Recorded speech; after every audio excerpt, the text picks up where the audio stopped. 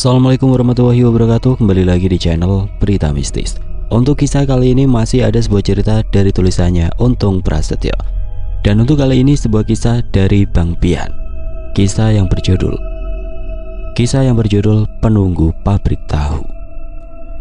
Sebelum kita lanjut ke ceritanya, tekan dulu tombol like video ini dan jangan lupa tekan juga tombol subscribe channel ini. Nyalakan juga lonceng notifikasinya agar tidak ketinggalan cerita-cerita lainnya dari channel ini. Dan seperti apa untuk kisah kali ini? Langsung saja kita masuk ke ceritanya.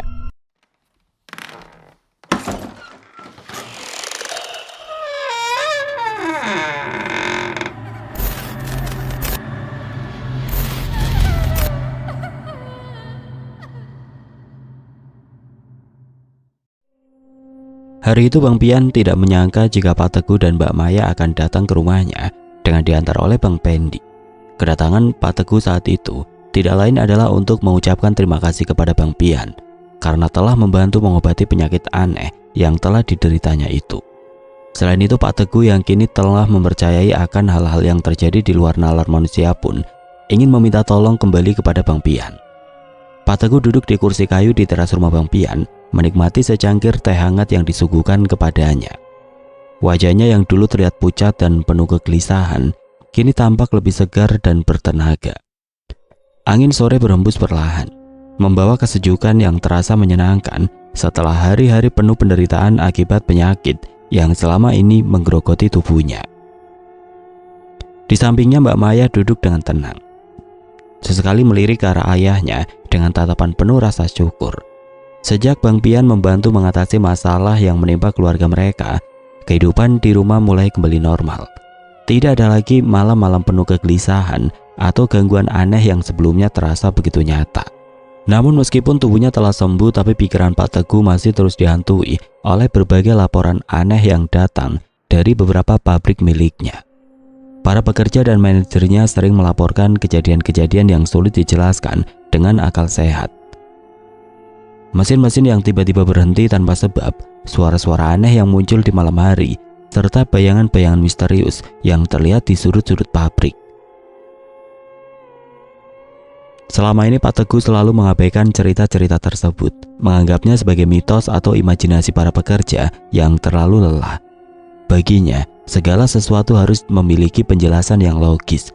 Namun setelah mengalami sendiri hal-hal yang berada di luar nalar, dia mulai menyadari bahwa tidak semua kejadian bisa dijelaskan dengan ilmu pengetahuan semata. Kini Pak Teguh merasa perlu melakukan sesuatu. Bukan hanya untuk memastikan kelangsungan bisnisnya, tetapi juga demi kenyamanan dan keselamatan para pekerja yang setiap hari mencari nafkah di tempat-tempat itu.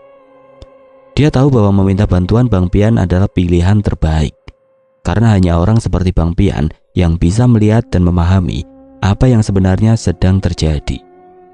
Di sudut lain teras, Bang Pendi menyandarkan punggungnya pada kursi, mengamati percakapan tanpa banyak bicara. Dia tahu jika Pak Teguh sendiri yang datang menemui Bang Pian, berarti masalah yang dihadapinya kali ini bukan sesuatu yang bisa dianggap remeh. Langit sore mulai meredup, menandakan hari akan segera berganti malam. Pak Teguh menggenggam cangkir tehnya dengan erat, sambil bercerita tentang hal-hal aneh yang didengarnya dari para pekerja di pabriknya. Sementara itu Bang Pian terlihat tetap tenang dan mendengarkan dengan seksama apa yang diceritakan oleh Pak Teguh. Pada dasarnya, di setiap tempat memang ada penunggunya, Pak. Selain kita ini sebagai manusia, ada juga sosok-sosok makhluk gaib yang ada di tempat itu, ujar Bang Pian menanggapi apa yang diceritakan oleh Pak Teguh. Dan mungkin juga duluan mereka yang tinggal di tempat itu, Pak, daripada kita. Ibu Bang Pian menjelaskan. Tepat seperti apa yang pernah diceritakan oleh orang kepercayaan saya, Mas, balas Pak Teguh dengan wajah yang terlihat sangat serius kala itu. Namanya Pak Marno. Dia sering menceritakan bagaimana para penghuni gaib itu sering mengganggu orang-orang saya yang bekerja di sana, terutama yang bekerja di shift malam, Mas, Ibu Pak Teguh menceritakan. Itu udah lama banget, Bang. Sampai-sampai banyak karyawan yang gak betah kerja di sana. Ada juga yang baru kerja 1 hari langsung berhenti, sambung Mbak Maya menjelaskan. Bang Pian mengangguk pelan, memahami bahwa masalah yang dihadapi Pak Teguh bukan sekedar gangguan biasa. Jika kejadian ini sudah berlangsung lama dan terus berulang, kemungkinan besar ada sesuatu yang mengakar di tempat tersebut. Entah karena sejarah masa lalu, perjanjian tidak kasat mata, atau bahkan gangguan dari makhluk-makhluk gaib yang merasa terusik dengan kehadiran manusia. Sambil menarik nafas dalam, Bang Pian mulai menganalisis situasi dalam pikirannya. Dari pengalaman sebelumnya, kasus semacam ini bisa memiliki berbagai macam penyebab. Kadang hanya butuh pembersihan sederhana, tapi tidak jarang juga melibatkan makhluk-makhluk yang lebih kuat dan sulit ditaklukkan. Pak Teguh menghela nafas panjang, menatap kosong ke arah langit sore yang mulai gelap. Dalam hatinya dia merasa heran bagaimana dia bisa sampai di titik ini. Padahal dulu Pak Teguh merasa begitu yakin bahwa semua hal bisa dijelaskan secara logis. Namun kini dia harus menerima kenyataan bahwa dunia tidak hanya dihuni oleh manusia saja. Mbak Maya yang duduk di sampingnya mengingat kembali betapa seringnya ia mendengar cerita-cerita menyeramkan dari para pekerja pabrik. Mulai dari suara langkah kaki misterius di lorong-lorong kosong, penampakan sosok bayangan yang berkelebat di antara mesin-mesin produksi, hingga kejadian-kejadian aneh yang mengakibatkan kecelakaan kerja tanpa sebab yang jelas. Bang Pendi yang sejak tadi hanya menjadi pendengar setia, mulai merasa bahwa kali ini masalahnya cukup serius.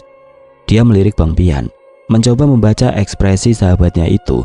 Dari cara Bang Pian mengerutkan keningnya, Bang Pendi tahu bahwa sahabatnya sedang berpikir keras. Angin berhembus sedikit lebih kencang, membawa aroma tanah yang lembab setelah seharian panas. Malam pun mulai turun, dan obrolan di teras rumah Bang Pian semakin terasa berat.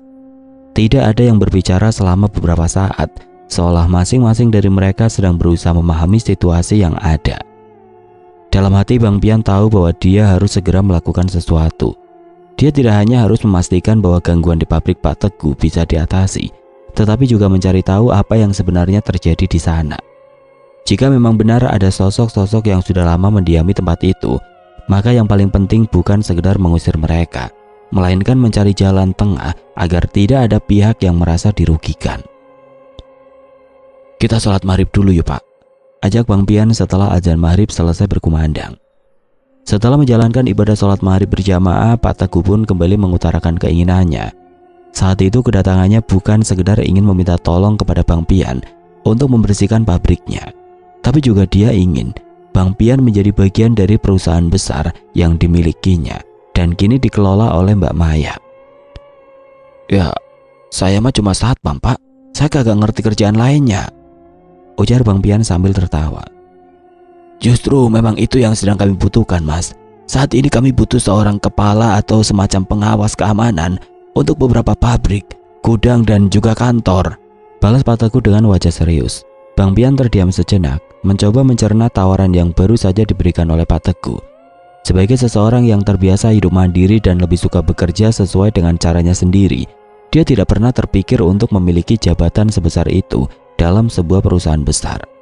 Namun melihat keseriusan di wajah Pak Teguh dan Mbak Maya, Bang Pian menyadari bahwa ini bukan sekedar tawaran pekerjaan biasa, melainkan adalah bentuk dari sebuah kepercayaan. Di sisi lain, Bang Pian juga tahu bahwa menerima tawaran ini berarti dia akan terikat dengan tanggung jawab yang jauh lebih besar. Mengawasi keamanan di pabrik, gudang dan kantor bukanlah perkara mudah, apalagi jika memang benar ada gangguan gaib yang selama ini mengusik operasional perusahaan. Mbak Maya menatapnya penuh harap, sementara Bang Pendi hanya tersenyum kecil, seolah sudah bisa menebak bahwa sahabatnya itu pasti akan berpikir lama sebelum mengambil keputusan. Angin malam yang bertiup pelan membawa aroma tanah basah, membuat suasana terasa lebih tenang, namun juga syarat makna. Ya ilah, pakai dipikirin lama banget lagi. Udah sikat aja Yan, gumam Bang Pendi yang membuat Mbak Maya tersenyum. Ya tenang aja Pen, gua kan juga harus izin sama bini gua, balas Bang Pian dengan suara perlahan. Pak Teguh lalu menjelaskan bahwa selain menangani aspek keamanan fisik, mereka juga berharap Bang Pian bisa membantu menyelidiki dan menuntaskan gangguan yang selama ini terjadi di beberapa tempat usaha mereka. Dengan pengalaman dan kemampuannya dalam menghadapi dunia tidak kasat mata, dia bisa menjadi aset berharga bagi perusahaan. Dalam hati Bang Pian tahu bahwa keputusannya kali ini bukan hanya soal menerima pekerjaan atau tidak, tetapi juga soal bagaimana ia bisa memanfaatkan keahliannya untuk membantu lebih banyak orang. Tawaran ini bisa menjadi kesempatan baginya untuk melindungi orang-orang yang bekerja di perusahaan Pak Teguh, sekaligus mencari tahu lebih dalam mengenai fenomena yang terjadi di pabrik-pabrik tersebut. Sampean boleh memikirkan tawaran saya tadi, Mas. Tidak usah tergesa-gesa, yang penting sampean beri jawabannya, ujar Pak Teguh sambil tersenyum dan menganggukkan kepalanya. Biar kagak pada nunggu ini, Pak. Sebentar ya, saya rembukan sama istri saya dulu. Kalau dia oke, insya Allah saya mau, Pak, balas Bang Pian yang langsung masuk ke dalam rumahnya. Tidak lama berselang, Bang Pian pun kembali keluar bersama Intan. Dia menjelaskan tawaran yang baru saja diberikan oleh Pak Teguh dan Maya itu.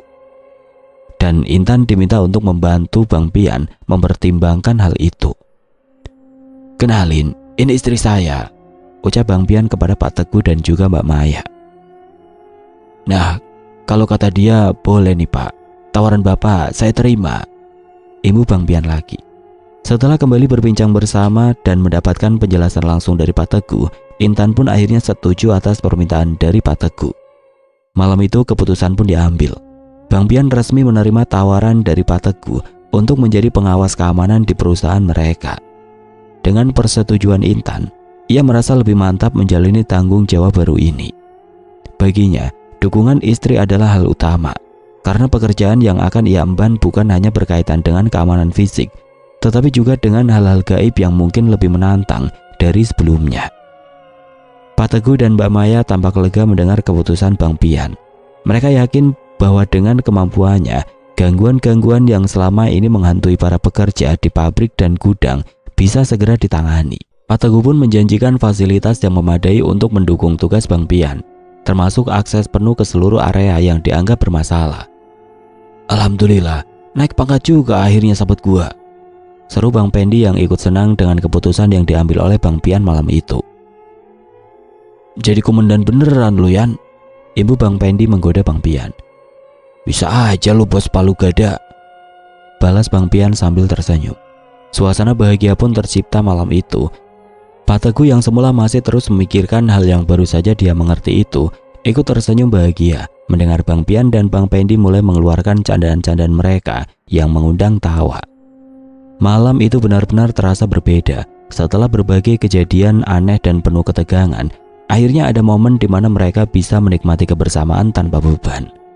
Bang Pian dan Bang Pendi yang sudah terbiasa melewati berbagai pengalaman mistis, kini kembali ke sifat asli mereka, yaitu santai, penuh humor, dan tidak pernah kehilangan selera bercanda. Pak Teguh yang sebelumnya begitu serius dan penuh keraguan kini mulai lebih rileks. Senyuman di wajahnya menjadi pertanda bahwa dia merasa lebih tenang, seolah beban yang selama ini menghantui pikirannya mulai berkurang. Mbak Maya pun tidak bisa menahan tawa melihat bagaimana kedua sahabat itu saling melempar guyonan khas mereka. Di tengah gelak tawa yang menghangatkan suasana, Intan hanya menggeleng kecil sambil tersenyum. Sudah terbiasa dengan kelakuan suaminya, meskipun baru saja menerima tanggung jawab besar, Bang Pian tetaplah Bang Pian, orang yang selalu bisa mencairkan suasana, meskipun sebelumnya mereka menghadapi sesuatu yang sulit. Oh ya, ada yang saya ingin tanyakan, Mas, ucap Pak Teguh yang kembali dengan mimik wajah seriusnya. Waktu itu kan sampean belum mengenal saya, tapi bagaimana sampean bisa tahu jika penyakit yang saya derita itu bukan penyakit medis? Tanya Pak Teguh yang membuat suasana kembali terasa tegang. Oh, waktu itu sopir bapak yang cerita ke saya. Dia datang ke sini, minta tolong saya buat ngebantu bapak yang lagi kena gangguan guna-guna, balas Bang Pian menjelaskan. Loh, sopir saya? Berarti kamu, Pen? Tanya Pak Teguh kepada Bang Pendi. Lah, iya ini orangnya. Sopir bapak kan? Salah Bang Pian yang membuat Bang Pendi tersenyum. Bener Pak, emang saya yang minta ngajak Bang Pian datang ke rumah bapak, balas Bang Pendi dengan suara pelan. Tapi bagaimana kamu bisa tahu kalau saya sedang kena guna-guna itu, Pen? Tanya Pak Teguh lagi. Loh, bapak ini bagaimana sih? Emangnya bapak kagak tahu kalau Pendi juga orang pinter, malahan lebih jago dia daripada saya, Pak? Celetuk Bang Pian yang membuat Bang Pendi tersenyum sambil menggelengkan kepalanya. Ah, bisa aja lu Panjul, balas Bang Pendi yang merasa sungkan dengan Pak Teguh kala itu. Wah, saya nggak nyangka kalau di sekitar saya ada orang yang punya kemampuan khusus. Kalau begitu, Besok kamu harus ceritakan ke saya, Pen, soal apa yang juga kamu ketahui. Waduh Pak, saya mah orang biasa, jangan dengerin Pian Pak. Dia mah kalau bercanda suka kelewatan. Orang dulu saya juga sering ditolongin dia, malahan saya hampir gila Pak gara-gara dia tuh.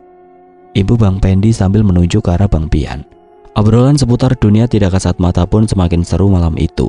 Bang Pendi pun menceritakan bagaimana dia bisa merasakan energi negatif di sebuah tempat yang sangat mengganggu, terutama di saat Pak Teguh mengalami penyakit aneh. Di balik suasana bahagia malam itu ada satu hal yang masih tersimpan dalam benak Bang Pian. Tugas barunya bukanlah sebuah tugas biasa. Dia tahu bahwa di balik pabrik-pabrik itu ada sesuatu yang masih harus dihadapi. Tapi untuk saat ini, Bang Pian membiarkan dirinya menikmati kebersamaan ini. Bagaimanapun juga, perjalanan panjang sudah menantinya esok hari. Setelah pembicaraan malam itu selesai, Pak Teguh dan Mbak Maya pun berpamitan. Bang Pian yang masih mencerna peran barunya hanya bisa menghela nafas panjang. Ia menatap Intan yang tersenyum tipis seolah memahami bahwa perjalanan baru suaminya ini akan penuh dengan tantangan. Hari berikutnya Bang Pian mulai menjalani tugasnya. Ia mengunjungi pabrik-pabrik milik Pak Teguh bersama Mbak Maya. Di sana dia juga mulai berkenalan dengan para karyawan dan orang kepercayaan Pak Teguh yang selama ini mengurusi pabriknya. Bersama Pak Cecep yang merupakan warga asli daerah setempat, Bang Pian pun lalu mulai mengelilingi area-area yang selama ini dianggap angker. Pak Cecep yang hampir 15 tahun bekerja di sana pun mulai menceritakan gangguan-gangguan yang sering terjadi di pabrik pembuatan tahu dan tempe yang juga bersebelahan dengan tempat produksi atau garmen pakaian milik Pak Teguh. Saat menyusuri area pabrik, Bang Pian merasakan aura yang berbeda di beberapa titik. Meski siang hari, hawa di beberapa sudut terasa lebih dingin dari biasanya.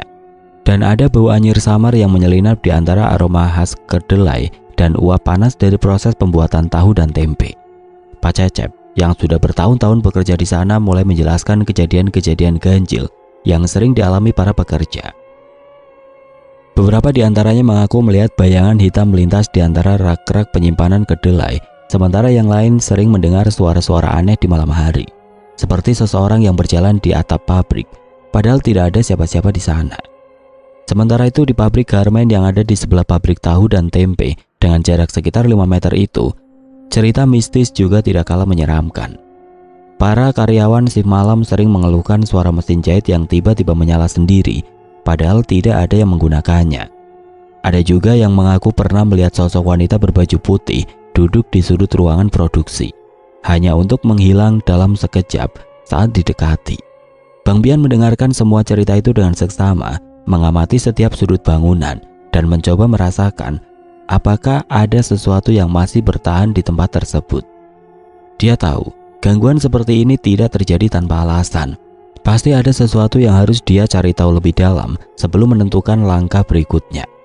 Mbak Maya yang ikut menyimak terlihat mulai sedikit gelisah. Meskipun awalnya dia tidak ambil pusing dengan hal-hal gaib, tapi kini dia mulai merasa bahwa gangguan ini bukan sekedar cerita kosong. Dengan nafas panjang, Mbak Maya menatap Bang Pian, berharap pria itu bisa menemukan solusi untuk semua permasalahan ini. Bang Pian menyadari bahwa tugasnya kali ini tidak akan mudah, namun dia tidak akan mundur. Baginya ini bukan sekedar pekerjaan, tetapi juga sebuah tanggung jawab untuk memastikan semua orang yang bekerja di sana bisa merasa aman dan nyaman. Maaf nih Pak Cecep, saya mau nanya, Pak Cecep kan udah lama ngurusin ini tempat. Nah, Pak Cecep udah pernah belum bawa orang pinter ke tempat ini? Tanya Bang Pian sambil membakar sebatang rokok kretek kesukaannya. Wah, udah sering Bang, sampai lupa berapa orang yang saya bawa ke sini. Ada sih hasilnya, tapi nggak lama, alias cuma sementara. Nah terus apa aja yang udah dikerjain sama orang-orang itu Pak? Ya ada yang cuma lihat-lihat saja, ada yang katanya udah ngurung makhluk-makhluk goib yang ada di sekitar sini. Sampai ada juga yang minta saya buat bikin sesajen Bang. Jawab Pak Cecep menegaskan.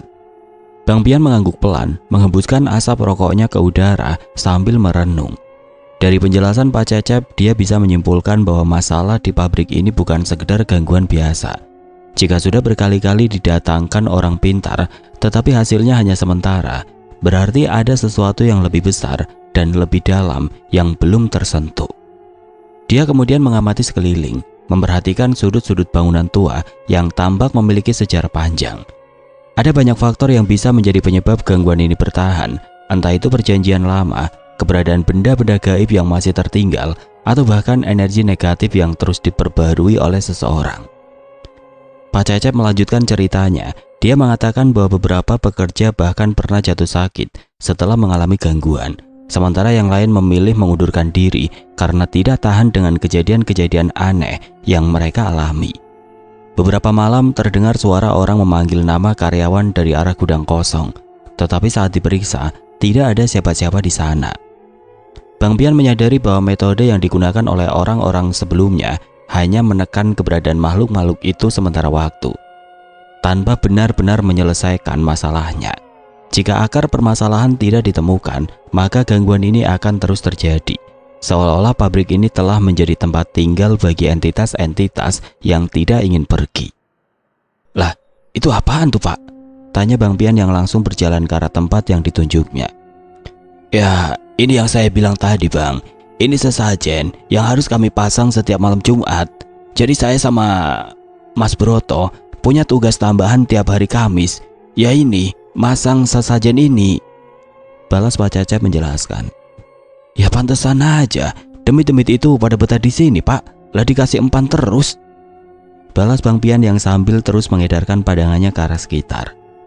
Wah, kamu jangan bicara sembarangan ya. Kita nggak ada niat buat ngasih makan mereka. Tapi kalau nggak dipasangin sajen, mereka bisa ngamuk.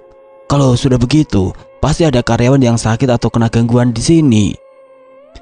Ujar Pak Cecep dengan nada suara yang meninggi. Maaf Pak, maaf. Bukan saya kagak menghargai usaha Bapak. Saya juga kagak nuduh Bapak ngasih makan mereka. Tapi makhluk-makhluk gaib memang paling demen kalau dikasih yang beginian Pak. Balas Bang Pian yang mencoba menenangkan Pak Cecep. Bang Pian memahami bahwa situasi di pabrik ini lebih kompleks dari yang ia bayangkan. Keberadaan sesajen yang rutin diletakkan setiap malam Jumat menunjukkan bahwa entitas gaib di tempat ini telah terbiasa menerima persembahan. Jika mereka sudah merasa berhak mendapatkan sesuatu secara berkala, maka menghilangkan kebiasaan ini bukan perkara mudah. Ia menarik nafas dalam-dalam sebelum berbicara lagi, kali ini dengan nada yang lebih lembut. Pak Cecep, maaf ya Pak. Saya ngerti, ini pasti berat buat Bapak dan Mas Broto. Pasti ada rasa takut kalau sesajen ini dihentikan, karena udah terbiasa ngelakuin ini bertahun-tahun. Tapi kita harus cari cara lain buat ngeberesin masalah ini, bukan cuma ngasih mereka apa yang mereka mau. Pak Cecep terdiam, matanya menatap sesajen yang sudah tertata rapi di sudut pabrik. Selama bertahun-tahun dia hanya melakukan apa yang dianggap perlu untuk menjaga ketenangan di tempat ini. Namun di dalam hatinya ada rasa ragu. Apakah benar-benar solusi atau justru memperpanjang masalah? Saya ini orang yang paham dengan hal-hal gaib Bang, dan satu-satunya cara yang manjur ya dengan sajen ini. Nah, kalau kamu mau bertanggung jawab penuh di sini, saya akan bantu. Ujar Pak Cecep dengan penuh keyakinan. Insya Allah Pak, saya akan bantu semaksimal mungkin. Dan keamanan Bapak sama teman-teman yang kerja di sini memang udah jadi tanggung jawab saya. Balas Bang Pian yang sedang berusaha meyakinkan Pak Cecep. Benar Pak, Bang Pian ini sudah diangkat sama Bapak menjadi pengawas keamanan di perusahaan. Jadi Bang Pian ini bukan sekedar datang untuk membantu kita, tapi juga akan terus mengawasi pabrik sama garmen di sini dan di tempat yang lain. Ibu Mbak Maya menjelaskan. Kalau begitu alhamdulillah Neng, jadi kita juga kerja pada tenang. Jujur Neng ya, saya juga sebenarnya ogah. Tiap malam Jumat harus kesini naruh sesajen. Saya juga takut. Balas Pak Cecep dengan wajah lega. Nah kalau begitu, sekarang Pak Cecep ceritain dah. Siapa yang pertama kali ngasih solusi dengan kebiasaan ngasih sajen ini? Tanya Bang Pian sambil terus mengamati keadaan sekitar. Ini sih udah jalan hampir 4 tahunan Bang. Yang pertama nyuruh ya dukun yang dibawa ke sini ya sama Mas Broto. Balas Pak Cecep menjelaskan. Bang Pian mengangguk pelan, mencerna informasi yang baru saja diberikan oleh Pak Cecep. Sudah 4 tahun lamanya kebiasaan memberikan sesajen ini berlangsung, dan ternyata dukun yang dibawa oleh Mas Broto lah yang mengusulkan solusi ini. Dalam hati Bang Pian semakin yakin bahwa metode ini bukanlah penyelesaian yang sesungguhnya, melainkan hanya cara untuk menenangkan makhluk-makhluk yang ada di pabrik ini tanpa benar-benar diusir mereka. Pak Cecep, Bapak masih ingat nggak waktu pertama kali dukun itu datang? Dia ngomong apa aja? Maksud saya, alasan dia minta dipasangin sesajen ini. Tanya Bang Pian dengan penuh perhatian. Pak Cecep menghela nafas, mencoba mengingat kembali kejadian beberapa tahun silam. Waktu itu gangguan di pabrik sudah makin parah, Bang. Banyak karyawan yang kesurupan, mesin-mesin sering mati sendiri, bahkan ada yang sampai sakit mendadak. Nah, si dukun itu bilang kalau di sini ada penghuni lama yang merasa terganggu. Nah, katanya para penunggu itu minta upeti supaya nggak gangguin pekerja lagi. Balas Pak Cecep menjelaskan. Jadi dukun itu bilang kalau ini semacam upah buat mereka, gitu ya? Tanya Bang Pian sambil tersenyum. Ya kurang lebih begitu deh, Bang. Tapi sejak sesajen dipasang, gangguan emang berkurang, Bang. Tapi makin lama, kalau kita telat naruh sesajen, gangguannya malah lebih parah dari sebelumnya. Ibu Pak Cecep menjelaskan. Jadi mereka kayak ketagihan gitu ya, Pak? Bukannya selesai malah makin menggantungkan diri sama sesajen itu.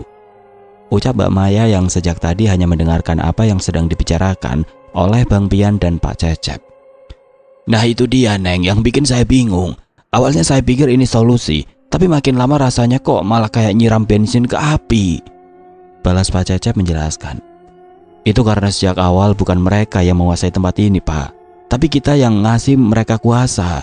Kita yang nurutin permintaan mereka, jadinya mereka merasa berhak buat dapetin lebih. Sahut Bang Pian menjelaskan. Ya habis mau gimana lagi, Bang? Udah saya coba nyari orang yang ngerti masalah beginian, ya itu tadi, belum ada hasilnya.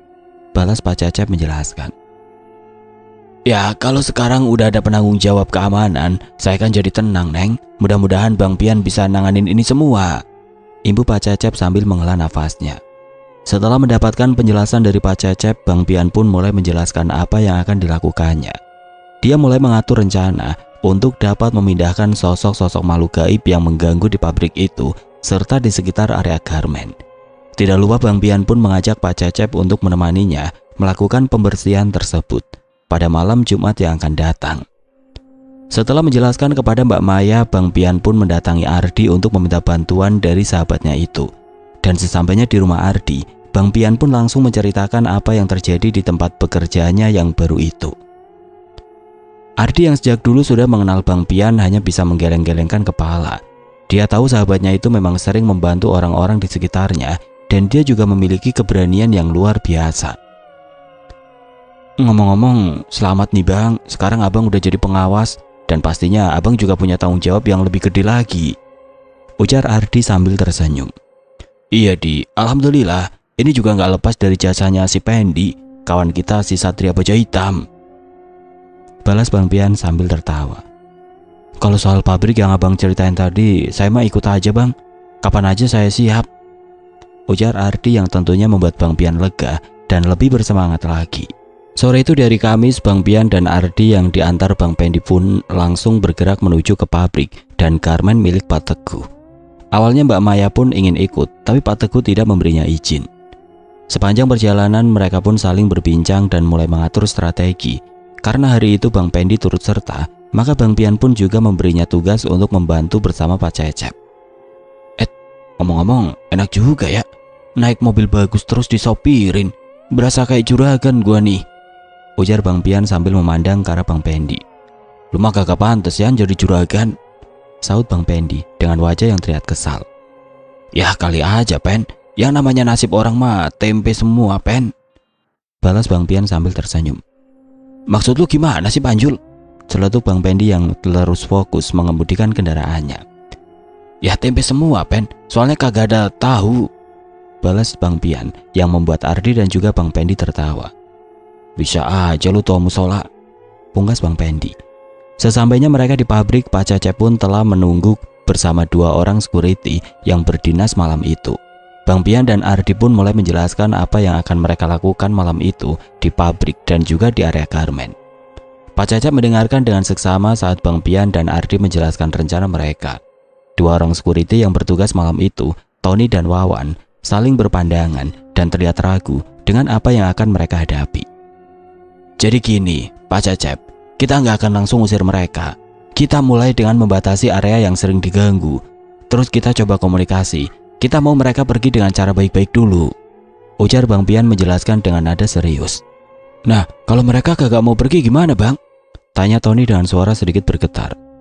Kalau kagak mau pergi nanti gua minta lu nemenin dia di sini. Balas Bang Pian sambil tertawa dan membuat Tony bergidik ngeri. Makanya kita persiapin semuanya dulu dengan seksama Bang. Kita punya cara lain kalau mereka tetap ngeyel. Saut Ardi sambil menepuk bahu Tony. Baik Bang, saya dan anak-anak siap bantu, ucap Pak Cecep sambil memandang ke arah Tony dan Wawan.